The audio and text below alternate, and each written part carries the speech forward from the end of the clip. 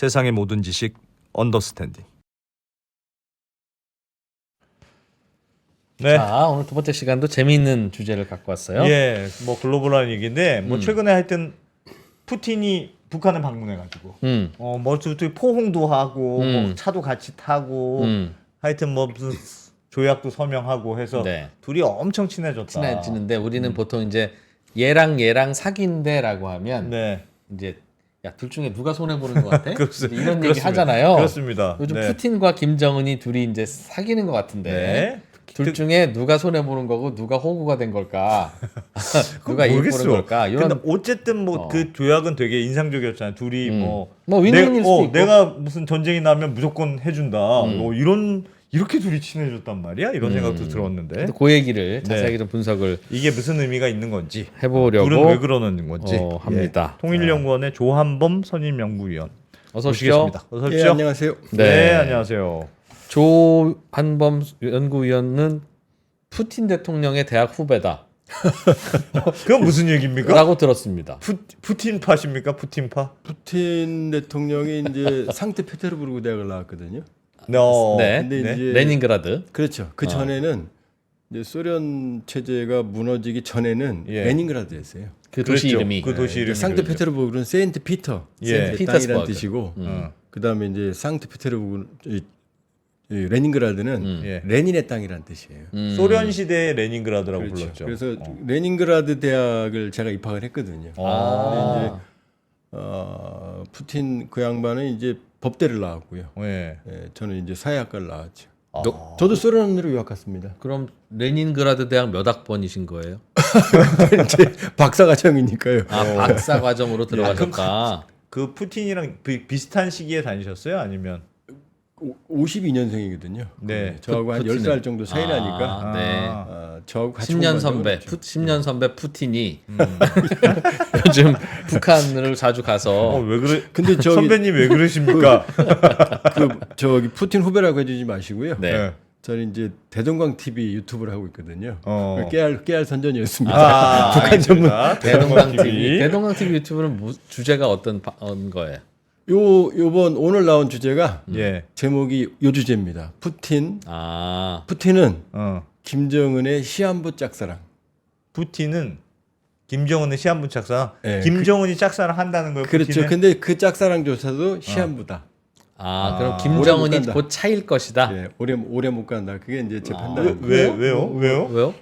둘 다 지금 필요한 상황 지금 두 아닙니까? 분이 지금 절실히 필요하죠. 어.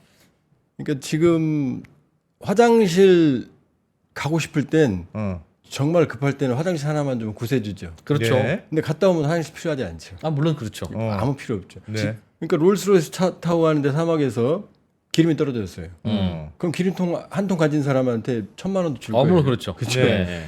근데 기름 받아갖고 가다가 주유소 나오면 아무 필요가 없는 거죠. 그러니까 지금 상황은 푸틴이 급해서 김정은한테 이런저런 좋은 얘기 하지만 그런 너무 얘기입니까? 절박한 상황이에요. 지금 우리가 우크라이나 전쟁, 러우 전쟁을 한 측면만 보거든요. 예. 근데 한번 생각해 보세요.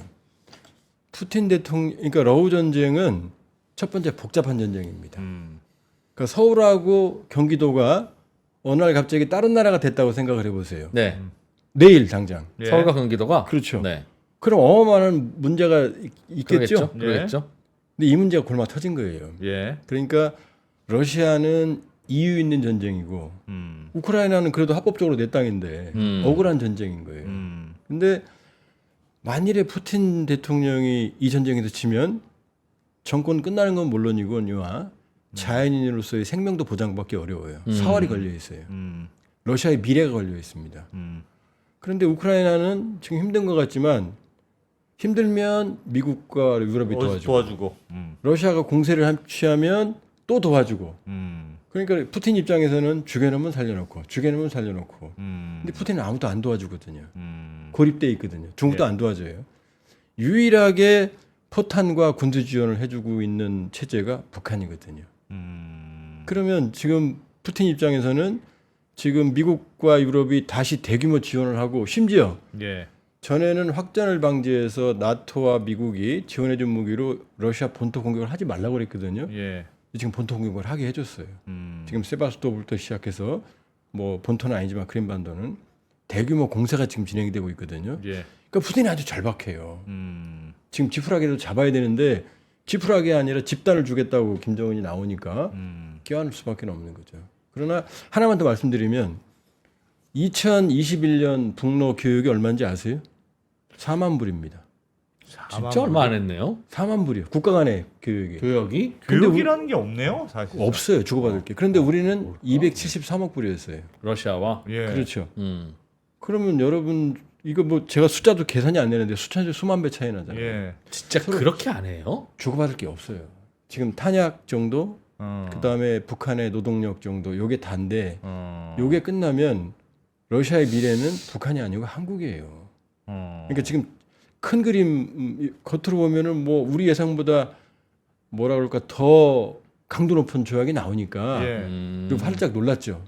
그러나 러시아에서 입장에서 본다면 이건 푸틴이 전략적으로 북한을 활용하는 아주 유리한 조약을 체결한 거예요. 북한은 그걸 모르고 호구로 당하는 거야. 북한도 생각이 있을 거 아니에요. 북한도 생각이 있죠. 예. 왜냐하면 생각 못 가요. 고립무원인 북한 세상에 오물풍선 보내는 나라 이 유엔에 예. 가입된 국가인데 예. 저 한때 초강대국이었던 러시아가 군사 개입 조항까지 해주니까 거의 준동맹 군사동맹 조약이라고 보여지는 걸 해주니까 예. 김정은 위원장으로서는 천군 만마를 얻은 거죠. 그러나 자세히 들여다보면 이거는 한 8대2 정도로 러시아에게 유리한 조약입니다. 왜요? 왜요? 어쨌든 조약이지 않습니까? 북한이 준 게 뭔데요? 북한은? 자, 이제 가장 지금 문제가 되는 조약이 3개입니다. 자료를 네, 한번 조약을 볼까요? 좀 보죠. 예, 요걸 한번 좀 볼까요? 여기 연합뉴스에서 만들어 놓은 조약인데요. 예. 61년 조약은 동맹 조약이에요. 이름이 뭐라고 되어 있죠? 상호 원조에 관한 조약이죠. 예. 그건 동맹 조약이라는 뜻이에요. 예. 그런데 소련이 해체되니까 이 조약이 깨졌어요. 예. 그리고 이제 2000년에 관계는 그냥 뭐라고 써 있죠? 설린 협조 조약이. 그냥 일반 국가 간의 조약이에요. 예. 그냥 우린 친하게 지내자. 그렇죠. 근데 61년 조약에는 자동 군사 개입이 있었거든요. 네. 근데 이번 조약은 정확하게 동반자 관계에 대한 조약이에요. 동맹 조약이 아니에요. 그런데 자동 군사 개입이 해석 가능한 기능을 집어넣었어요. 동반제 관계와 동맹 조약은 무슨 차이가 있습니까? 그러니까 동맹 조약은 같이 전쟁을 한다는 겁니다. 예. 그리고 요 반대가 적국 관계. 예. 요 사이가 일반 국가 간의 관계거든요. 일반 국가 간의 관계를 크게 3개로 나누는데 제일 낮은 게 동반자 관계. 그다음에 전략적 동반자 관계. 요게 한러 관계예요. 지금. 예. 근데 이게 전략적 동반자 관계를 포괄적으로 한다는 게 지금 저기 나오는 저기 써 있죠. 맨 밑에 2024년 6월 19일 포괄적인 전략적 동반자 관계에 관한 조약 이렇게 돼 있거든요. 근데 문제는 뭐냐면 여기에 자료가 지금 나오는데 예. 동맹 조약은 아니라는 뜻이다. 여기입니다. 여기. 요게 지금 자료가 보이죠? 예. 자, 저 빨간 글씨만 보면은 61년 동맹조약의 최악 상대방은 제치 없이 자기가 보유하고 있는 온갖 수단으로서 군사적 및 기타 원조를 제공한다. 이렇게 돼 있죠. 저기 예. 60년대 예. 61년 조약, 동맹 조약. 저건 자동 군사 개입의 의미네요. 예, 왜냐하면 전쟁 상태에 처하게 되는 경우에잖아요. 예. 사회에 아무 조건이 없죠. 근데 이번에 충격을 받은 게 똑같은 말이 들어있잖아요. 지금 밑에 빨간 말. 그렇죠. 지체 없이 자기가 보유하고 있는 모든 수단으로 군사적 및 기타 원조를 제공한다. 이렇게 예. 돼 있잖아요. 이것 때문에 난리가 난 거죠. 난리가 난 거죠. 예. 그런데 저것 때문에 난리가 나는데 조금 저 밑에 있는 지금 파란 글씨 써 있는 거 있죠? 예. 저게 없던 조약이에요. 타방. 61년에는 없던 겁니다. 예. 타방은 유엔 헌장 51조와 조선민주인민공화국과 러시아입니다. 예. 연방의 법에 준하여. 그게 무슨 말이에요? 그러니까 61년에는 저런 거 없이 무조건 개입하는 건데 예. 이번에는 저 세 조건에 맞아야 된다는 얘기예요. 유엔 헌장 51조는 그렇죠. 뭐죠? 유엔 헌장 51조가 뭐냐면 예. 자료가 있으려나 모르겠네. 여기 있네요. 예. 자, 뭐 말이 좀 길지만 자, 어떤 국가가 공격을 받으면 자위권이 있다. 네. 그런데 이게 중요한 게 아니고 그 자위권보다 유엔 안보리 권한이 더 상위에 있다는 거예요. 그러니까 자위권을 행사할 수 있지만 유엔 안보리가 개입할 수 있다는 얘기거든요. 예. 유엔 안보리가 막을 수 있다는 얘기예요. 그러니까 유엔 헌장이 위배가 되면 개입 안 해도 된다는 얘기입니다. 그다음에 또 하나 저게 더 중요한데 러시아 연방법은 뭐냐면은 이번에 사인은 푸틴이 했거든요. 네. 근데 러시아 연방법에는 뭐라고 되어 있냐면 러시아 영토 밖에서의 러시아 군사력을 사용하는 문제는 상원이 결정하게 돼 있어요. 두마가. 사인은 내가 했는데 결정은 딴 사람이 하는 거예요. 그럼 나중에 어떻게 돼요? 미안해. 내가 사인했지만 하지 말래. 그럴 수 있는 거잖아요. 아. 그러니까 자동사 개입 조항이 아닌 거예요. 근데 근데 앞에 그런 단서 조항들을 넣어놨다. 넣었어요. 근데 이게 왜 북한한테 불리하냐면 예. 여기에 지금 자료가 있을까요? 지각 푸틴 잠깐. 예, 여기가 여긴데 예. 지금 저 말에 의하면은 전쟁 상태에 처하게 되면 도와준다는 얘기잖아요. 예. 예. 지금 러시아 전쟁 중이에요, 아니에요? 전쟁 중이죠. 그럼 북한 도와줘야 돼, 안 도와줘야 돼요? 도와줘야죠. 근데 지금 북한은 전쟁 중이에요, 아니에요? 교전 아니잖아요, 지금. 예. 예. 그러니까 푸틴은 당장에 북한으로부터 막대한 지원을 무제한 받게 돼 있는 거고 예. 러시아는 미래의 불확실한 어음을 써준 거예요. 써줬는데 어떻게 해요? 푸틴이 사인했는데 누가 막을 수 있다고요? 상원이 막을 수가 있게 돼 있다. 그다음에 유엔 안보리라 그랬죠? 예. 러시아가 유엔 안보리 상임이사국이잖아요. 자기가 그때 가서 야 안보리 안 돼. 그러니까 겉으로 보면 어마어마한 것 같지만 사실은 여러 가지 장치를 마련해 놓고 러시아에게 절대적으로 유리한 조약을 체결하고 간 거예요. 저 두 단서 조항이 전부 다 러시아가 마음대로 할 수 있는 조항. 마음대로 할 수 있죠. 상임이사국 러시아. 유엔 안보리에 자기가 들어가 있으니까 그쵸. 유엔 안보리에서 반대해서 미안해 도와주려고 했는데 그럼 미안해. 나는 내 진심이야. 그다음에 또 나는 하려고 그랬는데 상원이 하지 상원이 말래. 반대. 두마가 하지 말래. 러시아 상원 두마거든요. 그러니까 저기에는 많은 숨은 그림, 억제 장치가 들어 있어요. 그러니까 현재 진행형인 전쟁에 대해서는 도움을 받고 예. 그다음에 미래의 불확실한 어음을 써둔 거예요. 조선민주주의 인민공화국의 법에는 우리가 싫으면 참전 안 한다는 법이 있을 수도 있지 않습니까? 조선민주주의 인민공화국에는 법이 없고요. 예. 김정은 말만 있습니다. 예, 그런데 김정은이 저렇게 결정하면 되는 거죠. 썼어요? 그러면 김정은이 참전 안 하고 싶으면 안 하는 거니까 러시아도 어차피 보장받은 건 없지 않나? 아니죠. 김정은이 뭐라고 약속을 했느냐. 네. 이 조약의 의무 이행을 전적으로 이행하겠다. 조약의 사소한 해석상의 차이도 관계없이 자기는 마음대로 이것을 아마 제가 여기 있습니다. 여기. 이게 김정은 이번에 한 말입니다. 자, 이 조약을 체결하는데 앞으로의 전 행정에 자기의 조약상 의무에 언제나 충실할 것 의무 리행 이행이거든요. 충실함에 있어서 그 어떠한 사소한 해석상 차이도 추후에 주저한 일이 없을 거예요. 자기는 무조건 주겠다는 거예요. 약속을 한 거예요. 그럼 왜 그랬을까요? 김정은 위원장 입장에서 왜 저럴까요?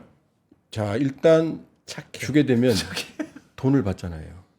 돈을 받는다고요? 이번에 돈 받기로 했어요? 지금 당연히 받고 공짜가 어디 있습니까? 어. 북한이 지금 제일 필요로 하는 게 지금 대북 제재잖아요. 예. 말라 죽기 직전이에요. 쌀값, 옥수수값 천정부지고 예.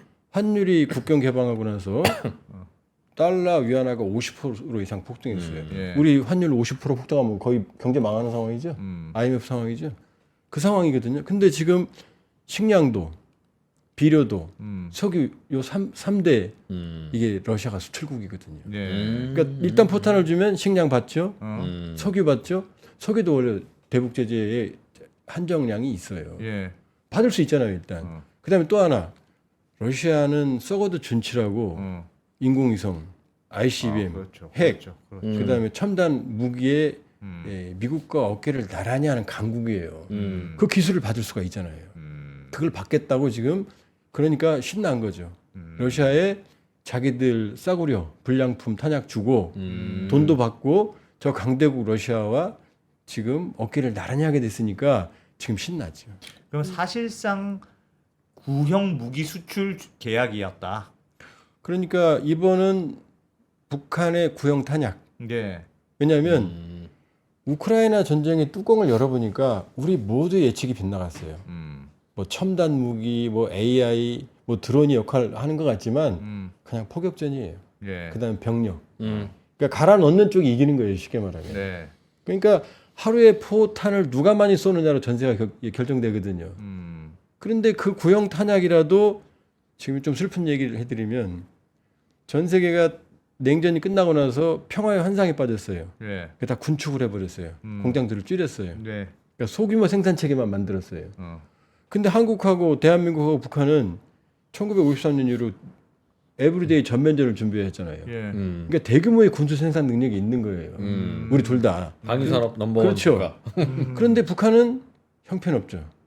기술이. 예. 근데 대한민국은 세계 최고잖아요. 예. 그러니까 러브콜이 양쪽에서 오는 거예요. 러시아는 북한에. 그다음에 우리는 전 세계에서. 그러니까 지금 북한 입장에서는 구형 탄약을 이제 갖고 있던 재고를 주고 신형 탄약을 생산하잖아요. 그다음에 이 자기들이 가지고 있는 무기를 실전에서 이게 제일 무섭거든요. 실전에서 검증하는 게 제일 무서워요. 그러니까 북한도 얻는 게 많죠. 그래서 약간 그 동반자 조약이라는 게 다소 애매하고 북한 김정은도 몰랐을 리는 없었을 거다. 그렇게 보시는 건데 그럼에도 불구하고 이거 하면 북한 입장에서 얻는 게 있어 지금. 당연히 있죠. 지금 말씀드린 거 얻는 거고요. 그러나 러시아 입장에서 지금 이제 이렇게 봐요. 좀 긴 그림을 보면 우리가 이제 러시아를 너무 몰라요. 그러니까 우크라이나 침공하니까 나쁜 나라. 근데 러시아 국민들의 80% 이상이 푸틴을 지지하거든요. 네. 그러면 우리가 보기에는 강대국의 약속을 침략한 것 같지만 러시아 국민들이 다 나쁜 사람들은 아닐 거 아니에요. 네. 물론 우리도 동병상련이라고 우크라이나 아픔 그다음에 어쨌든 국제법적으로 불법이니까 예. 그런 측면은 있지만 푸틴이나 러시아도 다 전략적인 셈법이 있거든요. 그거는 그러니까 그레이트 러시아 위대한 러시아의 부활이 푸틴의 전략이고 예. 그리고 러시아 국민들은 소련에 대한 향수가 있어요. 강대국에 대한. 이거에 대한 푸틴의 전략이 두 가지입니다. 하나는 러시아 민족주의. 이게 내셔널 이게 이제 우크라이나 전쟁까지 가는 거거든요. 또 하나가 신동방 정책이에요. 신동방. 예. 지금 이 전쟁이 끝나도 러시아에 대한 유럽의 신뢰는 이제 완전히 끝났죠. 완전히 이제 북극곰으로 전락합니다. 못 나가요 이제 유럽으로. 예. 예. 그럼 러시아가 푸틴이 위대한 러시아를 부활하려면 경제를 발전시키고 국력을 키워야 되는데 그럼 뭔가 있어야 될 거 아니에요. 서쪽이 아니라 동방에서 답을 찾는 거죠. 여기 뭐가 있죠? 시베리아 극동에 어마어마한 천연 자원이 있습니다. 예. 그 다음에 TSR, 블라디보스토크에서 모스크바 같이 유럽까지 이어지는 시베리아 횡단 철도가 있거든요. 이 두 가지가 재산이거든요. 이걸 활용해서 극동 지역을 개발해서 태평양으로 아태로 나오겠다는 게 푸틴 대통령의 신동방 정책이에요. 네. 예. 그런데 아까도 말씀드렸잖아요. 이 푸틴 대통령의 이 거대한 계획에 국가 전략에 북한이 무슨 도움을 줄 수 있을까요? 시베리아 극동의 어마어마한 천연자원의 소비차가 북한일까요? 한국일까요? 한국이죠. TSR이라는 교통 물류망을 부산항이 아시잖아요. 세계 유수의 항공 물류 거점인 거. TSR을 활용을 하는 데 있어서 북한이 중요할까? 우리가 중요할까요? 우리가 중요하죠. 그러니까 지금은 우크라이나 전쟁이라는 절박한 상황이 푸틴 대통령하고 김정은 위원장을 껴안게 만들었지만 예. 이게 언제까지 갈까요? 이 사람을 껴안는 게. 화장실 갔다 오면 아무것도 필요 없잖아요. 휴지도 필요 없잖아요. 그래서 김정은도 바로 그냥 현금으로 결제해라. 그러니까 김정은은 지금 이렇게 말하는 게 뭐냐면은 그런 것 같은데요. 지금 현금으로도 결제하지만 김정은은 이게 뭐라고 말했냐면은 역사상 가장 강력한 조약이라고 그랬어요. 이게 무슨 역사상 가장 강력한 조약이에요. 자기 wishful thinking 희망사항이지. 예. 그러니까 푸틴 대통령은 전략적으로 잠정적으로 북한을 활용하는 거고. 예. 그러니까 우크라이나 이 북한 가기 전에 푸틴 대통령이 상트페테르부르크에서 언론사들과 인터뷰에서 이렇게 말했어요. 한국이 우크라이나에 살상 무기를 지원하지 않아서 고맙다. 이 우크라이나 전쟁 끝나면 한러 관계 회복 가능하다 이렇게 말했어요. 상트페테르부르크에 있는 누구한테 한 네, 얘기? 거기서 이제 그 화상으로 하는 인터뷰에서 우리 쪽 언론사가 질의한 거에 대한 답변이었어요. 아, 한국 네, 언론사에 공개됐어요. 공개됐어요. 그리고 또 하나는 한러 간에는 넘을 수 없는 선이 있습니다. 둘 다 상대방의 치명상을 입을 수 있는 칼이 있거든요. 네. 그 뭐예요, 뭐냐면은 우리는 뭘 가지고 있냐면 북한산 탄약은 러시아의 전쟁 지속 능력 정도밖에 유지를 못 시켜줘요. 예.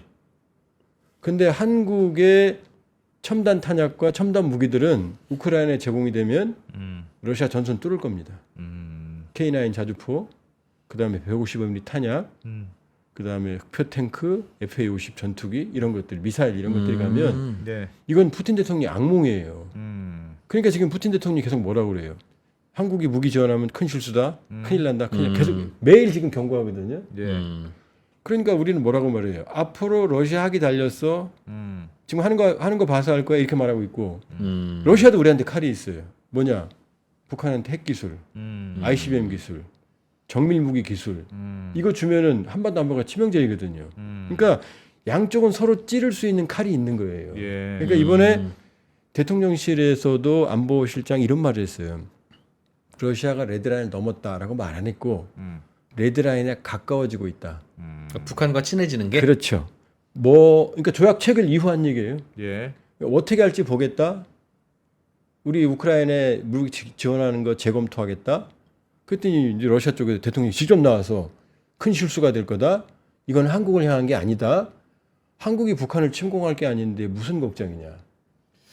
근데 이제 우리 입장에서는 약간 걱정할 수도 있는 게 그 조약이 다소 불확실한 약속어음의 조항이 달렸음에도 불구하고 어쨌든 북한이 전쟁하면 러시아가 들어올 수 있는 명분은 생긴 조약이잖아요. 그러니까 북한 입장에서는 어쨌든 없었던 것보다는 훨씬 유리한 거고 우리 입장에서는 그게 좀 기분이 안 좋죠. 우리가 예상했던 것보다는 훨씬 높은 수준의 군사협력이 나온 건 확실해요. 예. 그게 이제 충격적으로 받아들여진 거예요. 예. 그러나 지금 이게 없어도 중국은 어떤 조약이 있는지 아세요? 조중 우호 협조 및 상호 원조에 관한 조약이 이게 동맹 조약이거든요. 중국은 살아 있어요. 거기는 뭐냐? 지원한다가 아니라 지원해야만 한다예요. 의무예요. 중국은 개입하게 돼 있어요, 자동적으로. 중국은 예, 중국은요. 어. 그러니까 그러니까 푸틴 대통령이 이렇게 말했어요. 북한은 다른 나라와도 그런 조약을 체결한 것으로 알고 있다. 이렇게 돼 있거든요. 그러니까 우리로서는 없던 근심거리가 생긴 건 확실합니다. 러시아 때문에. 예, 그럼요. 그러나 이게 우리의 안보 위협이 커졌지만 예. 그러나 이게 관리 불가능한 건 아니다. 그리고 러시아 입장에서 한반도 분쟁에 개입했을 때 얻을 수 있는 게 뭐죠? 유럽도 막히고 그럼 아태도 막혀버리거든요. 그러니까 굳이 하지는 않아. 그렇죠. 그러니까는 기분이 좋은 상황은 전혀 아니에요 우리가. 그리고 외상도 뛰어넘었어요. 예. 그러나 면밀히 검토해 보면 관리 가능한 상황이다. 왜냐 만일에 러시아가 선을 놓으면 우리가 선을 넘거든요 우크라이나에. 그럼 러시아가 선을 놓으면 우리가 우크라이나 지원하면 한러 관계 끝나는 것뿐이에요. 예. 260억 달러면 우리 교역 관계에서 몇 프로 안 됩니다. 예. 아프긴 하지만 그러나 우리가 우크라이나에 무제한 무기를 지원하면 러시아 전선 뚫립니다. 장담할 수 있어요. 그럼 러시아가 선을 넘겠습니까? 자기들이 구분이 걸리건데. 그럼 지금은 우크라이나에 미국이 무기를 주고 있는데 예. 한국산 무기보다 부실한 걸 주기 때문에 지금 러시아한테 계속 밀리는 거예요? 양이 충분하지가 않아요. 지금 미국이든 나토든 예. 탄약을 생산할 수 있는 종합적인 시스템이 구축이 안 돼 있어요. 예. 소량 생산이에요, 주문 생산. 근데 우리는 찍어내는 체제거든요, 북한이랑 우리는. 그러니까 우리는 거기다가 전면전을 준비했기 때문에 재고가 군사 기밀이니까 말씀을 못 드리지만 천문학적으로 쌓여 있어요. 우리나라도 북한도. 그럼요. 언제나 지금 전면전을 준비해 왔잖아요. 근데 뭐 포탄 뭐 며칠 쓸 거 준비해 놨겠습니까? 그러니까 북한 포탄이나 탄약은 지금 러시아로 가고 있고 북한은 그거 팔았고 그럼 이제 우리도 우크라이나 쪽에다 팔겠다. 우리가 지원하면 지금 미국이 원하는 거 그거예요. 지원하라는 거예요. 자기들이 힘드니까. 근데 이게 상황 변화냐? 자, 좀 다른 얘기 해볼게요. 이란이 이스라엘을 향해서 거의 300발의 드론과 미사일을 발사했죠. 네. 근데 99%가 요격이 됐어요. 이건 이스라엘의 방어망 2중 3중 중간에 미국과 영국의 항모 전단의 인터셉트 네. 이게 종합적인 결과지만 그래도 군사적으로 말이 안 돼요. 왜 그런지 아세요? 이란의 군사 기술이 형편없었기 때문이에요. 네. 이란의 군사 기술의 뿌리는 어디냐? 북한이에요. 절반 이상이 중간에 떨어졌고 이스라엘 오는 것도 대부분 목표물 맞추지 못했어요. 지금 북한이 공급하고 있는 탄약 러시아인들이 그 탄약 군인들 쓸 때마다 불안하대요. 왜? 포신 안에 터져버리거든요. 예. 탱크 안에 터져버리거든요. 예. 불량품이 너무나 많아요. 정밀도도 떨어지고. 그런데 한국은 세계 최고의 정밀도를 자랑하는 것들이거든요. 그러니까 같은 10발을 줘도 북한제 탄약보다 몇 배 효과를 내는 거예요. 정밀도가. 그렇게 보면 러시아로서는 한국이 만일에 우크라이나의 무기를 무제한 지원한다. 그 악몽 그 자체입니다. 악몽 그 자체라고 볼 수가 있어요. 그러니까 북한하고 우리를 비교한다는 건 우리 기분 나쁘죠.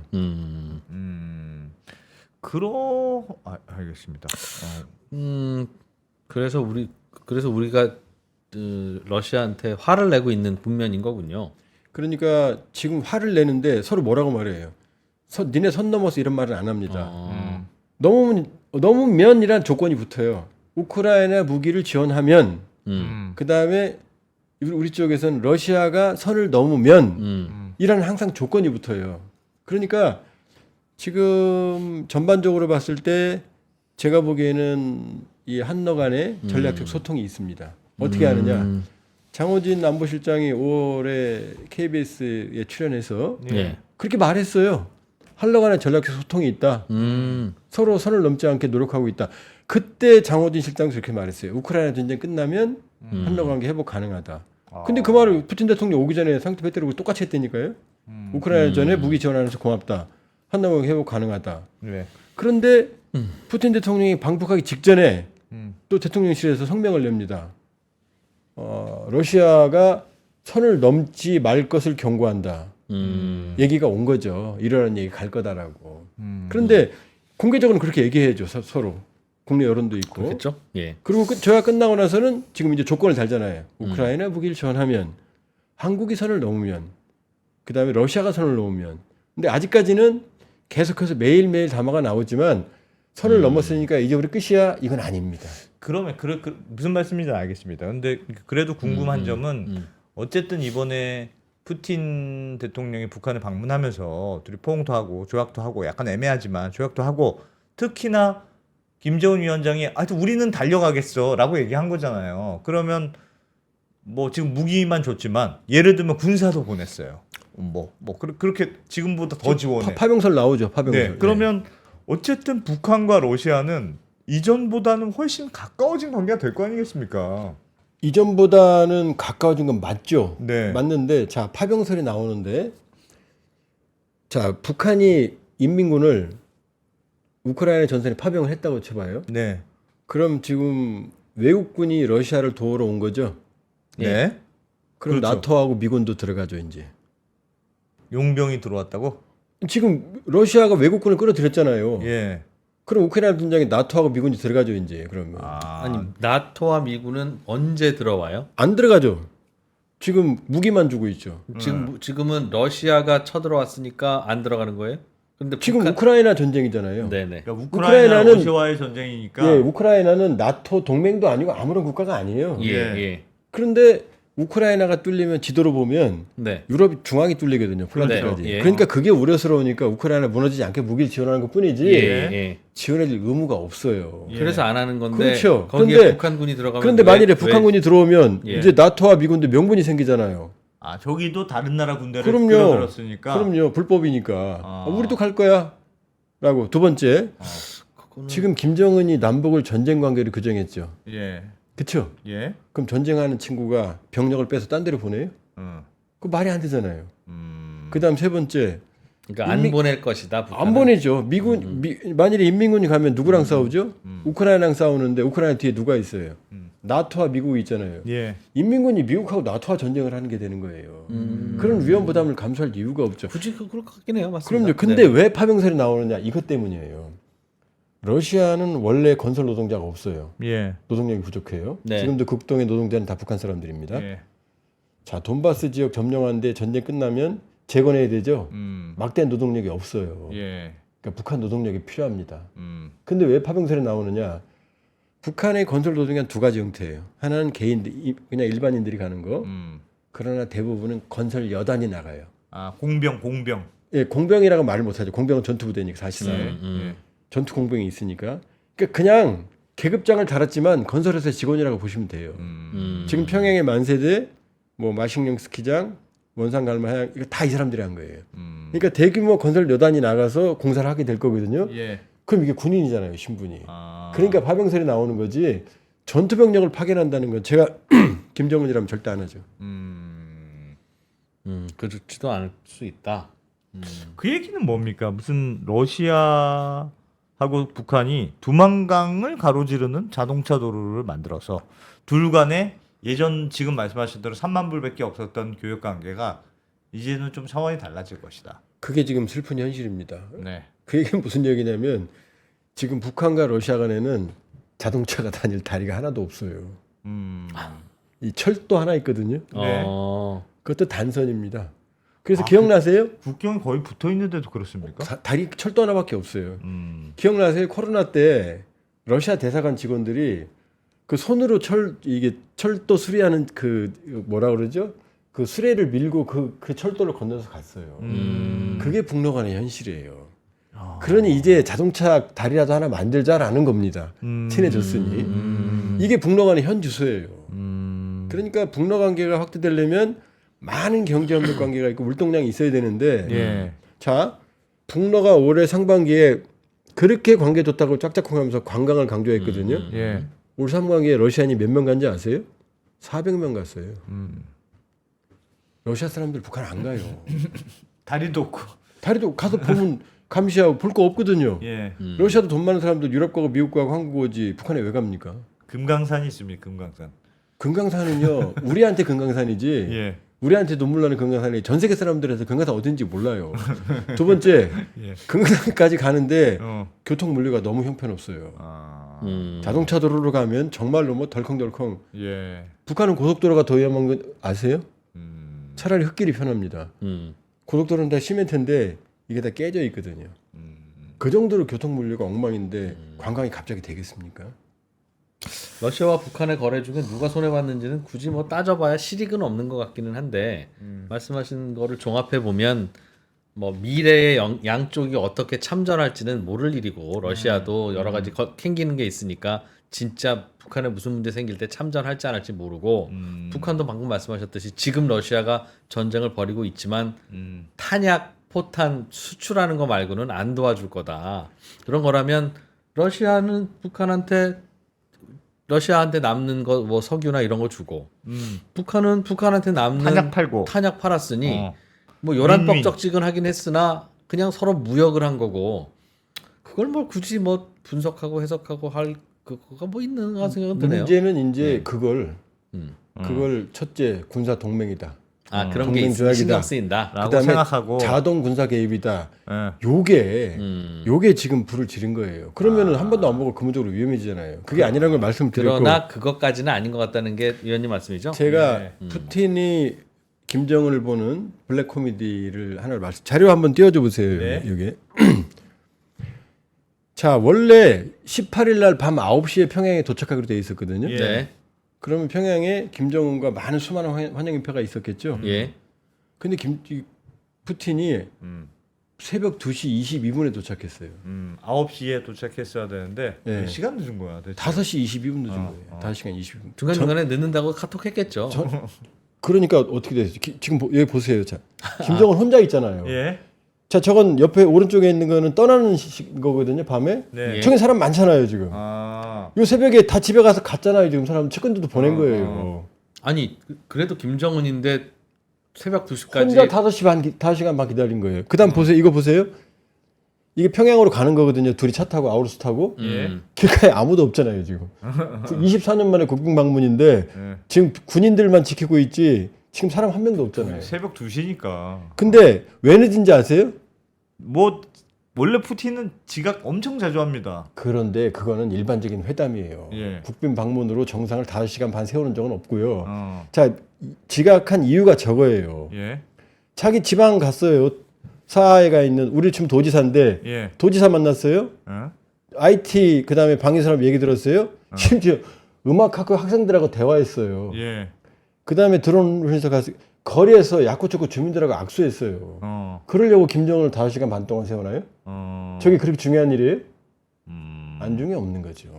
두 번째는 이게 아우루스의 저게 이제 러시아산 비스트 뭐 네. 1,000몇백 원이다 뭐 그런데 한 10억 원, 20억 원밖에 안 해요. 예. 네. 저게 첫 번째 아우루스를 선물을 3월 달에 푸틴이 줬거든요. 예. 똑같은 차예요. 어. 근데 이번에 가서 또 줬어요. 예. 똑같은 차예요. 어. 왜 줬어요? 그냥 애들이, 빈손으로 오기 뭐하니까. 애들이 자동차 장난감 주면 좋아하잖아요. 저게 창피한 거죠. 아니 같은 차를 한 번도 아니고 2번 왜 2대를 줘요? 한심 살려고. 한심 살려고.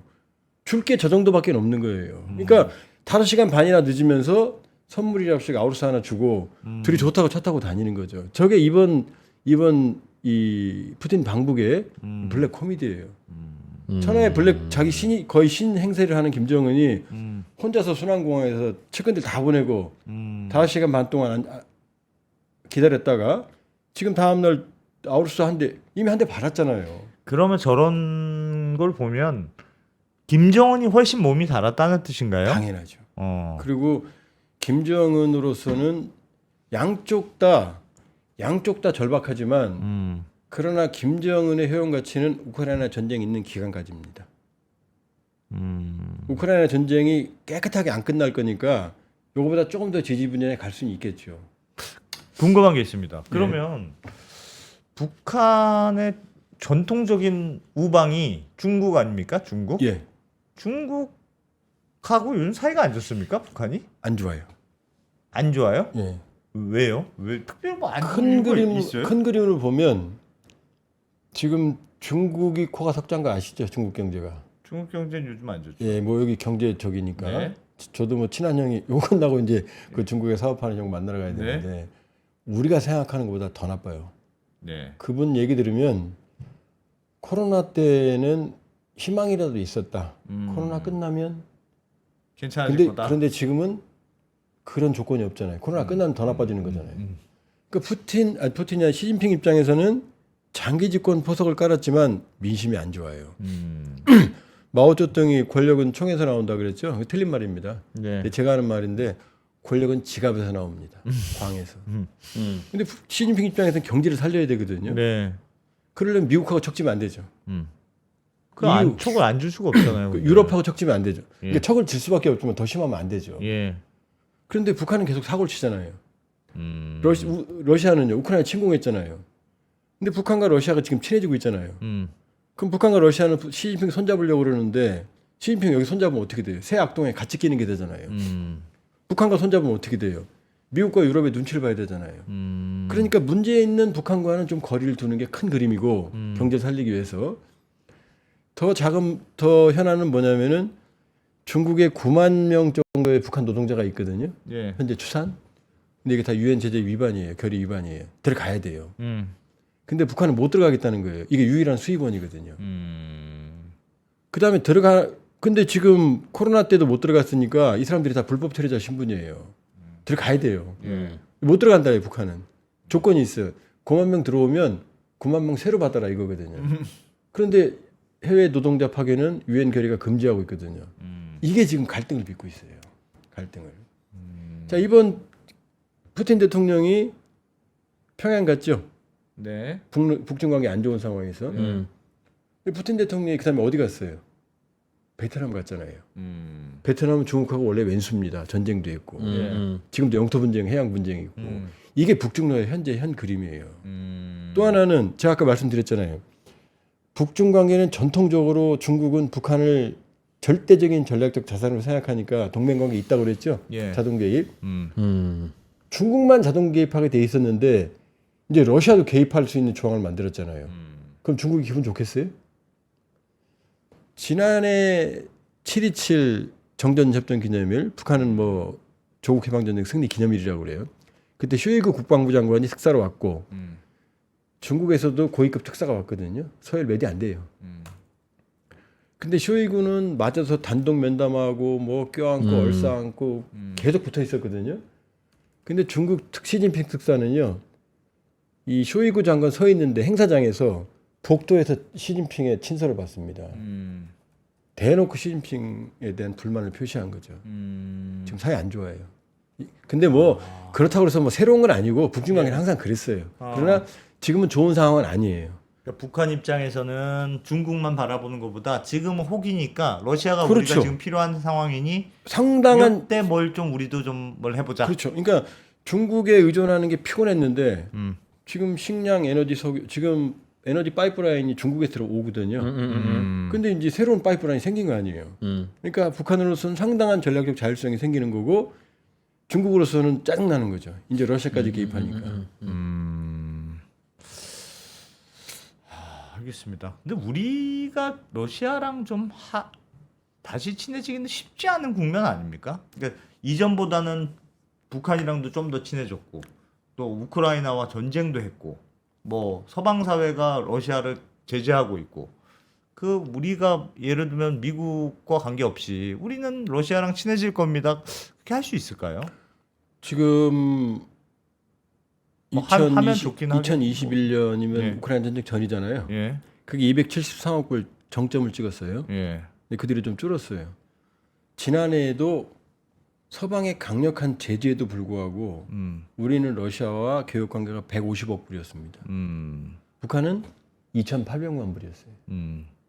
그러니까 이 그림 속에서 경제가 말을 하는 거예요. 모든 관계는. 예.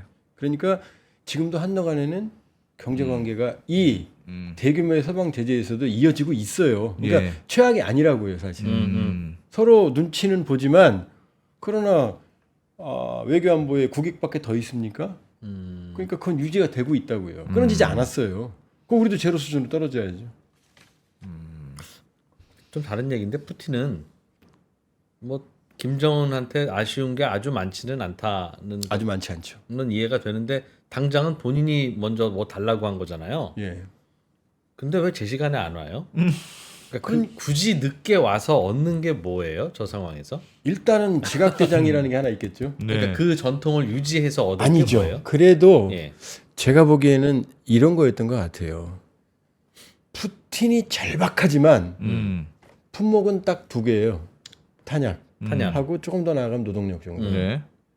근데 북한은 많은 걸 필요로 하죠. 예. 그리고 이 탄약이 필요한 건 정확하게 지금 화장실 갈 때 휴지가 필요한 것뿐이에요. 화장실 갔다 오면 휴지 필요 없습니다. 예. 그런데 김정은이라고 하는 세계적인 악동, 정말 노토리우스죠. 내가 필요해서 너를 껴안고는 있지만 그러나 너와 나는 동급은 아니야. 나는 대국의 그레이트 러시아, 위대한 러시아에 자르고 너는 나하고 급이 같지 않아. 그러니까 사주죠. 아니 우리가 좀 바꿔서요. 누가 우리 대통령한테 같은 차 두 번 주면 우리 기분 좋겠어요? 눈물 나지? 차도 못 만드는 나라라면. 그러니까 이 그림에서는 갑과 을이 분명한 걸 보여주고 싶었을 거예요. 의도가 있었다면. 그 사이에도. 그럼요. 근데 갑을 관계는 굳이 말 안 해도 서로 알잖아요. 서로 알지. 그러니까 새벽에 와도 기다리지 한쪽에서 그러니까 기다리는 거지. 새벽에 와도 기다릴 수밖에 없다는 걸 아는 을한테 굳이 새벽에 와서 기다리게 만들어서 얻는 게 뭐냐는 거죠. 그러니까 제가 말씀드렸잖아요. 착한 사람이지. 그러니까 전 세계가 세계의 만남으로 주목을 하고 있으니 네. 그게 아니다라는 걸 보여주고 싶어서 아까도 말씀드렸지만 늦은 이유가 주민들하고 길거리에서 악수하려고. 그러니까 일부러 늦은 게 맞는데. 일본 중에 맞죠. 대학교 학생들하고 얘기하고 도지사 만나고. 아니 우리가 지금 바이든 대통령 새벽 5시간 반 기다리게 하고 음악학교 학생들 얘기하고 도지사 만나고 길거리에서 악수하고 그게 말이 됩니까? 말이 안 되죠. 제가 느끼기에는 푸틴도 쫄리는 거예요. 왜? 제 시간에 가서 김정인이랑 만나면 너무 부탁한 티가 나니까 그게 싫은 거야. 그게 싫은 거야. 오히려 그 거들먹거리는 거고 김정은도 그 생각을 하고 그래 먼저 나가서 기다려주자. 지금 푸틴이 북한한테 와서 탄약 구걸하고 갔다고 하면 푸틴 자기네 입장에서는 나라나 뭐 여러 가지에서 진짜 쫄리는구나라고 생각할 테니 아유 푸틴 형 마음을 내가 아니까 그냥 넘어가자 한 거가 아니냐. 오히려 내용은 그거 구걸하러 갔는데 진짜 갑이면 모양은 뭘 해도 갑이니까 그냥 제 시간에 가서 왔냐? 뭐 하고 받는 거지. 그거를 가는데 5시간을 뭐 그 재밌는 해석인데? 그렇습니다. 인간관계란 그런 거죠. 뭐 인간의 성격은 다중인격도 있고 수만 가지니까. 오, 그거 재밌는 해석이네. 그러니까 괜히 쫄릴 때 오히려 더 지각하는. 이제 이런 면은 또 있어요. 러시아 측 배석 인원이 훨씬 많아요. 많아요. 확대 회담할 때. 러시아는 뭐 우주, 뭐 보건, 교통, 철도, 도로 뭐 다 있거든요. 근데 북한은 딱 외무, 군사 딱 2팀밖에 없습니다. 그러니까 러시아는 줄 게 많다는 걸 보여주는 거고 아, 그러네. 북한은 딱 줄 게 군사밖에 없어요. 군사밖에. 그러니까 그렇게 보면 둘은 정말 저도 뭐 러시아 옹호하고 싶진 않은데 이번 북한 전쟁에서는 러시아 썩어도 준치입니다. 미국하고 싸웠던 양대 양강이었어요. 양강이었고 미국보다 핵탄두는 더 많아요 지금. 그리고 미국과 겨뤘던 유일한 초강대국 군사 강국입니다. 중국은 지금 미국 국방비의 3분의 1밖에 안 돼요. 아무리 저래도 인구 15억이잖아요. 그러니까 소련은 인구가 비슷했어요 미국이랑. 근데 지금 15억은 미국 인구의 5배인 나라가 군사비는 미국의 3분의 1밖에 못 쓰거든요. 그런 강대국이었던 소련이 러시아 그 후예가 그래서 저 세계 경제 180위권인 북한을 껴안고 뭔 그레이트 러시아 미래를 설계하겠습니까? 중국 입장에서는 사실은 미국이 요즘 제재하는 게 중국도 제재하고 러시아도 제재하지 않습니까? 그러면 두 제재받는 둘이서 탁 붙어가지고 그럴 수도 있을 것 같은데 왜 그렇지는 않을까요? 왜 러시아 입장에서는 저기 변방에 다리 하나 없는 북한까지 가서 중국 때문입니다. 중국 때문에 그렇다고요? 예, 중국이 군사적 지원을 해주면 둘이만 짝짝꿍하면 러시아는 날개를 달죠. 근데 문제는 우리가 자꾸 신냉전 그러는데 그 용어 쓰면 안 됩니다. 냉전이라 하면 공급망. 공급망이 2개였어요. 공산권 공급망, 블록 경제. 여긴 이 사람들이 거래했어요. 자본주의 공급망. 요 둘 간의 거래가 없었어요. 자기들끼리 먹고 살았다고요. 그 다음에 요 둘은 이념적인 세멘트로 묶여 있었어요. 사회주의, 자본주의. 맞죠? 근데 지금 공급망이 몇 개예요? 하나잖아요. 글로벌 밸류체인. 중국이 물건 어디다 팝니까? 러시아에 팔아요? 유럽, 미국, 한국, 일본에 이게 전체 시장에 의존하잖아요. 근데 여기서 중국이 유럽의 안보를 위협하는 미국과 대리전하는 러시아를 지원한다. 그럼 중국은 끝나는 거예요. 그러니까 이렇게 되면 돼요. 푸틴과 김정은은 범죄자예요. 국제적으로. 그런데 중국은 범죄자는 아니에요. 불량행위는 해도. 근데 이 사람들이 범죄자랑 손잡으면 범죄자가 되는 거고 형법에 저촉이 되는 거거든요. 그러니까 중국은 미국과 싸우려면 어쩔 수 없이 러시아도 필요하고 북한도 필요하지만 그러나 손을 꽉 잡는 순간 나락으로 떨어지는 거거든요. 그걸 왜 합니까? 그러니까 절박한 푸틴이 북한까지 달려가는 거죠. 그렇게 생각하니까 러시아가 좀 절박한 느낌은 드네요. 그러니까 절박하는데 문제는 그래서 저런 조항까지 넣는데 그 절박함은 우크라이나 전쟁의 나비 효과, 풍선 효과일 뿐이라는 거예요. 그러니까 냉정하게 저는 여기서는 냉정해야 된다. 상황은 나빠졌다. 그러나 냉정하게 평가하고 관리했을 때 한러 관계를 통해서 국익을 살릴 수 있는 부분은 충분히 있다. 같이 흥분하고 이제 끝났구나 싶어서 적으로 돌리고 그러지는 말자. 그럼요. 양쪽도 관리하고 있거든요. 저런 와중에서도 늦어주는 뭐랄까 자신감. 나는 오히려 진짜 불안하구나. 이른바 배팅이잖아요. 본인이 오는 주제에. 본인이 오는데 나름 내가 늦어도 쟤는 어쩔 수 없이 나를 맞을 거야라는 계산이 있어야지만 늦는 거 아닙니까? 다시 말씀드리지만 썩어도 러시안 캐시 대출 받으러 가면서 약속 1시간 늦게 가는 거랑 비슷한 느낌. 아니 썩어도 준치다. 그래도 러시아 1,000원짜리 저택이 있는데 10,000원이 없어서 지금 저축은행 대출 받으러 가는 거예요. 시간만 지나면. 그러니까 그렇지. 푸틴과 김정을 동급으로 보는 것 자체가 푸틴이 싫은 거죠. 그렇지. 그래서 그렇구나. 그러나 뭐 김정은 입장에서는 뭐든 나쁜 건 없으니까. 하여튼 막 기사에 나온 거 보니까 둘이 그렇게 늦게 왔는데 또 2번을 껴안았다. 근데 아니 그건 왜 그랬을까요? 그래도 푸틴이 오고 김정은은 기다리는데 에이 11시 넘었잖아요. 저 먼저 갈게요. 저 주석 동지 혼자 좀 잘하고 오세요. 라고 주민들이 다 가는 것도 웃기지 않아요? 동원된 주제에. 같이 기다려야지. 그치. 2시간 같이 기다려야지. 총사령이 아니야. 총사령? 네. 여러분들이 이 그건 뭘까? 북한 상황을 보셔야 돼요. 왜냐? 북한은 저 사람들을 그 새벽까지 동원할 수 있는 체계가 일시에 없어요. 순환공항에 외부에 있거든요. 네. 그럼 저 사람들은 다음날 아침부터 김일성 광장에서 다시 행사를 해야 되는 사람이에요.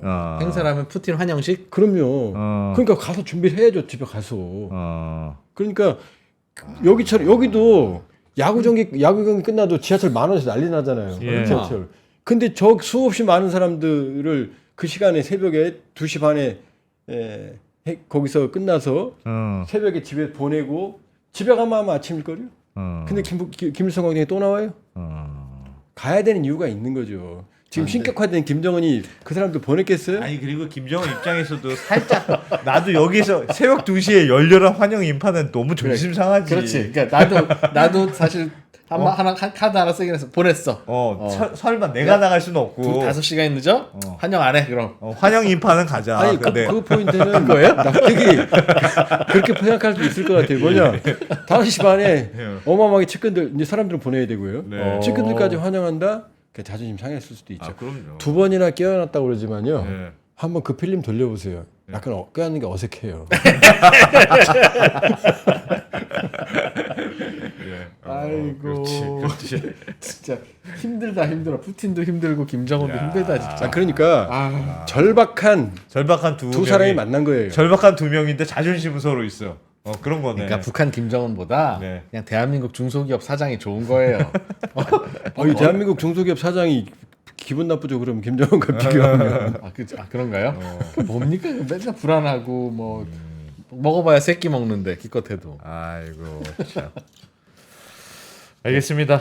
야 이번에 북한과 러시아가 만났는데 하여튼 하도 언론에서 둘이 뭐 그거에서 이제 뭐 그러면 러시아가 그냥 무조건 북한의 뒤를 봐주게 되는 거냐 이제 그래서 뭐 난리였는데 그렇게 보시지는 않는군요. 차분하게 봐야지. 네, 안보 위협은 커졌다. 그러나 차분하게 예전보다는 그럼요. 그 관계가 격상된 건 아무것도 맞지만 아니다가 아니에요.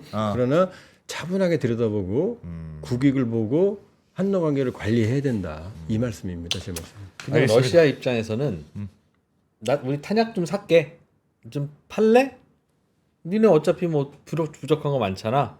그냥 그렇게 하면 그렇게 안 돼요? 하면 되는 일 아니었을까요? 그러면? 조약까지 굳이 굳이 맺어. 왜 조약을 해서 남한을 자극하고 어차피 실효성도 서로 없다는데. 자, 그러면 조약을 북한이 원한 게 아니었을까? 되게 좋은 질문이면 좋은 질문이라고 하고 좀 이어갑시다. 북한이 일단 원했어요. 원했는데 러시아는 거기까지 갈 이유가 없어요. 예. 한국을 자극할 이유가 없으니까.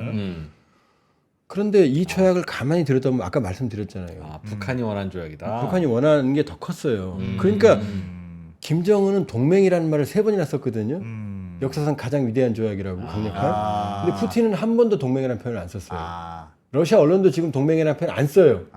심지어 조약도 북한은 공개했는데 러시아는 원문도 공개 안 해요. 알겠습니다. 예. 그런데 북한이 원했는데 늦을만하네 푸틴. 예, 근데 이유는 뭐냐?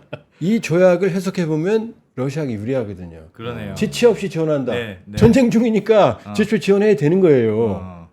근데 지체 없이 지원한다 앞에 이러지러한 장애물을 만들어 놨잖아요. 예. 그러니까 러시아는 지원 안 해도 되는 거예요. 그러니까 현재 진행형인 전쟁에는 도움이 즉각되고 북한 한반도의 불확실성은 미래의 불확실성이잖아요. 그러니까 이거 나쁘지 않아? 북한은 왜 그런 게 필요했을까요? 북한은 왜 그런 조약을 굳이 하려고 했을까요? 북한을 사람 취급하는 국가 취급하는 나라가 있습니까 지구상에서? 없잖아요. 없잖아요.